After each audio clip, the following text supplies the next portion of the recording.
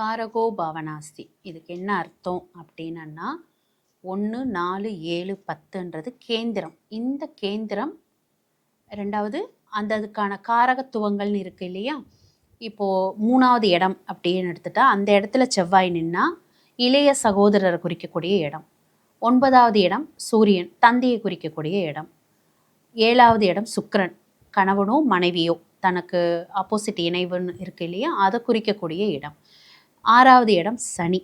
8வது இடமும் சனி பகவான். 6ன்றது அடிமை தொழில், 8ன்றது ஆயிலை குறிக்கக்கூடியது. ஸோ இந்த மாதிரி இடங்களில் 4வது இடத்த எடுத்துக்கிட்டால் சந்திரனை குறிப்பாங்க, அம்மாவை குறிக்கக்கூடிய இடம். இந்த மாதிரி இடங்களில் உங்களுக்கு அதுக்கான கிரகங்கள் 4ல் சந்திரன் நின்னாலோ 9ல் சூரியன் இருந்தாலோ, ஜனனகால ஜாதகத்தில் 9ல் சூரியன் இருந்தாலோ இதுக்கு என்ன அர்த்தம்னா, இப்போ 4ஆம் இடம் எடுத்துக்கிறோம் அப்படின்னா 4ஆம் இடத்துல நம்ம அம்மாவை குறிக்கக்கூடிய கிரகம். அந்த இடத்துல சந்திரன் நிற்கும் போது அதுதான் காரகோ பாவனாஸ்தி.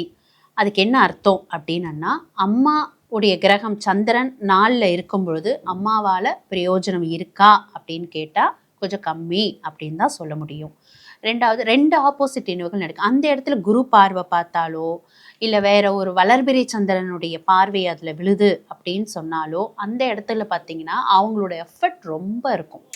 ஸோ 4ஆம் இடத்துல சந்திரன் இருக்குது அப்படின்னு போது அவங்க அதோட பவர் கொஞ்சம் ஜாஸ்தியாக இருக்கும். ஸோ இதுதான் நம்ம காரகோ பவனாஸ்தி அப்படின்னு நம்ம சொல்கிறோம்.